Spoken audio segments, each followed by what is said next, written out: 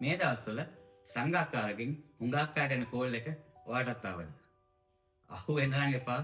ඔය කතා කරන්නේ බොණ්ඩ සෙට් වෙන්න. හරි? ඒ කෝල් එක ආවත් නැතත් ටෙලිෆෝන් කෝල් එකක් ලස්සනටත් ඉෆෙක්ටිව්ලිත් ගන්න කොහොමද කියලා මම කියලා දෙන්නම්. ඉවර වෙනකන් බලන්න. 1. එහා පැත්තේ කෙනා ආන්සර් කරපු ගමන් කොහෙද ඉන්නේ කියලා අහන්න එපා. ඒක ලස්සන නෑ වගේම අනිත් කෙනාගේ පුද්ගලිකත්වය ආක්‍රමණය කිරීම. ඒ වෙනුවට good morning. මොකද වෙන්නේ? කොහොමද ඉස්සර මේ දවස්වල?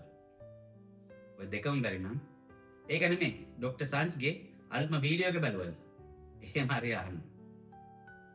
දෙවෙනි එක පළවෙනි එක අනිත් පැත්ත.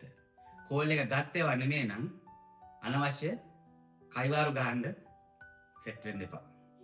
ඔයා දන්නේ නැණි කතා කරන කෙනා බිසි වෙලාව කාර්ය බහුලව ඉන්නේ. එහෙම නැත්නම් එතන කවුද ඉන්නේ කතා කරන්න පුළුවන්ද? දන්නේ නැහැ. හැබැයි කතා කරපු කෙනා පොඩි කයියක් ගන්න සෙට් වුණොත් ඒ අවස්ථාව අතරින්නත් එපා. අපි හැමදාම ජීවත් වෙන්නේ නැහැ. ඉන්න ටිකේ පොඩ්ඩක් කතාවක් දාලා ඉන්න ඕනේ. මේක අවස්ථාව අනුව කරන්න. උදාහරණයක් විදියට වගේ පාර්ට්නර්ත් එක්ක shopping යන්න ඔන්න මෙන්න තියෙද්දි යාළුවගෙන් කෝල් එකක් ආවොත් මේක පැයක් විතර කයිවාරු ගහන්න යන්න එපා.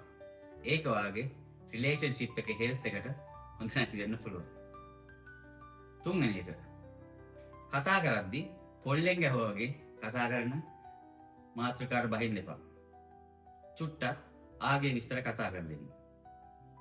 අපි පුංචි කාලේ ෆෝන් අලුතෙන්ම ආපු කාලේ ඉන්කමින් වලට charge වෙනවා. ඉතින් outgoing rates ගැන කියන්න ඕනේ නැන්නේ.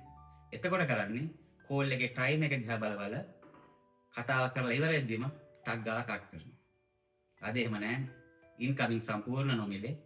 ඒ වගේම outgoing උත් බොහොම ලාභයි. ඔයාගේ පැකේජ් එක අනුව ඉන්න රට අනුව සමහර ලාවට outgoing totally free. හතරවෙනි එක.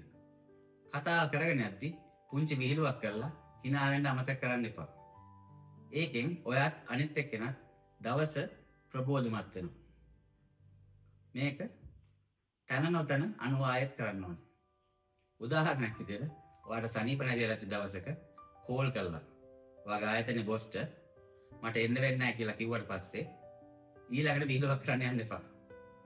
එහෙම වුණොත් මොකද්ද වෙන්න පුළුවන් කියලා මම කියන්න ඕනේ නැහැ. අවසානට කියන්න තියෙන්නේ අර බොණ්ඩ කතා කරන කෝල් එක ආවොත් නොහයින්නත් එපා. හැබැයි යන තැනක ගෙදර අයට කියන්න.